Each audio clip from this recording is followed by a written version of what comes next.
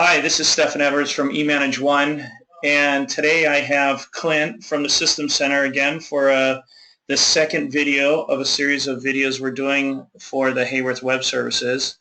In the first video, Clint was showing us the process of creating purchase orders and submitting the purchase orders into Haworth's ordering system using the web services. And today Clint's going to go through the process of downloading the acknowledgments, processing the acknowledgments, and kind of just showing the process they use at the System Center for their workflow. So welcome, Clint, and thank you again for joining me on this video and going over your process. And yeah, let's get started. Okay, yeah, thanks for having me. So again, like what Stefan said, I'm going to be doing the acknowledgments through the new web services feature. How I used to do it before was I used to go onto links, then you'd go into recent documents, then I'd look for any new acknowledgments that may be in there. I download the XML file and process it. So it was a multi-step process, and so I'm going to show you the new way that I do it. So I go into batch entry, and I click on Haworth Web Services. Then I'll click on the Download and Process Documents tab. And then, so what I do is basically once or twice a day, once in the morning, and then once before I leave work, I'll go ahead and I'll hit this download button. And if there's any acknowledgments that are ready, they should pop up in this area here. So yeah, so we have 3 acknowledgments here that are ready to be acknowledged, ready to be processed. So what I would do is I would just select all 3, or you could just select one and hit process selected, but I'm going to do all 3. And then I'm going to hit process selected, and what it's going to do is it's going to pull the XML file from links, and it's going to process the acknowledgement for me in its project. So Clint, so what it's doing for you right now is eManage is actually taking that XML acknowledgement from links, and it's reconciling it with the purchase order that you submitted to make sure that the quantity, the price, and all the options are okay. And it will add an acknowledgement for you for every single project, and it splits out the acknowledgements if there are multiple ship dates. Is that correct? That's correct, yeah. Okay. Okay, so it looks like it did process 2 of the acknowledgements here. And if we scroll down, we can see these 2, but then it looks like there were some line items that weren't acknowledged on this one, and I probably know why. It's because this is a service notification, and there's a little bit of a different process that goes into doing these orders. They're not your standard orders, so basically service notification is a punch list or some type of warranty thing that we put in through Haworth. So what I'm going to do now is I'm going to go down into actions to perform, and I'm going to open up acknowledgement confirmation, and I should have an AI in here for each of these projects that pulled up because they need to be acknowledged. So the first one is 16605-4. So go ahead and double click that, read the note.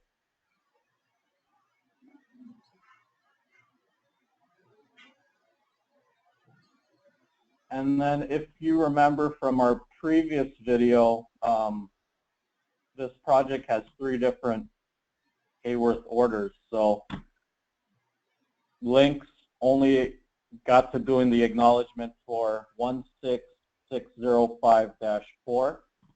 So that would be this one. So what I would actually do is normally, how I keep track of it is I copy that, I paste it down here, and then I'll get this set up where I'll put ETA to California because that's where it's shipping to. And then I'll go ahead in here and then I'll check on the acknowledgments and I'll see what date it gave me. So if I go in here and I find 160-4, I'll click on that, and we have, scroll over. So it looks like we have 2 delivery groups. So if you're familiar with Haworth, you know, they have a DG1, a DG2, a DG3, just depending on how many orders or how many deliveries they split the order into. So it looks like there's 2 delivery groups in this. So planned delivery for the first delivery group is March 10th to California. So I'll put that in here. And then for the second delivery group, I'll put 3/24. And what I actually do is, so that I know, I'll put DG1. And then for this one, I'll put DG2, just so I can keep track. And then so obviously I can't go ahead and complete it because I need to wait for 2 more acknowledgments. So what I'll do is I'll hit update. Hey, Clint, before you do that, are you going to put a % complete and then an expected complete date on there? Yeah, that's completely right. So because I only did, there's more orders too to this, so there's other vendors. So I'm just going to say that I'm 20% complete with this because I have to do the other ones. Then the expected completion date, you know, I can't really put, now, is this expected completion date for the project or for this AI? For that action item. For this action item. So I guess I could put a date of, I should have it completed by next week. So I'm just going to put next week, the 14th, and then I'll hit update. Okay. And then so now we know that 16605-4 has been acknowledged, and it's in our AI. And then the second one that was acknowledged was 16825. So I'll go back into here. I'll double click on here, 16825.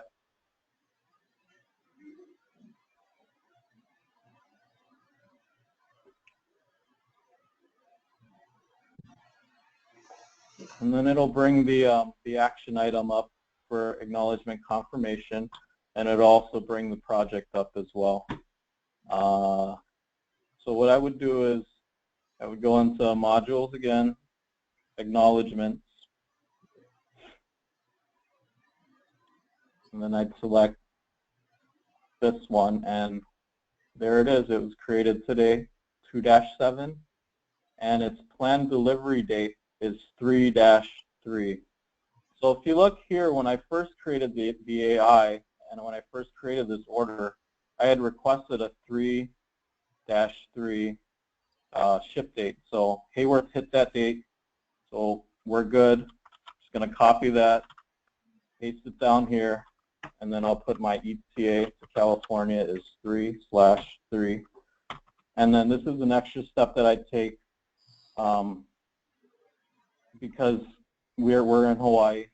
You know, we need an ETA to Hawaii. So if it's the 3rd, then it'll probably get to us by the 13th. So I'll put ETA to Honolulu 3-13. Then I can click this. So I'm going to submit a AI for schedule for install. And then I did acknowledge the ship date, and we know where it's coming from. So I'll copy this. I'll hit complete. Would you like to create another action item for this project? Yes. And then I'll just paste that in there. I'll go ahead and select schedule for installation, action item. I noted the ETA down here, so I can check that box. And then I'll give myself a week. So within the next week, I'll contact the customer with their estimated date to Honolulu, and then we'll set up delivery and installation from there. Excellent. And so now when you submit this action item, then it will go into the queue to schedule for installation, and you'll do that at a later date.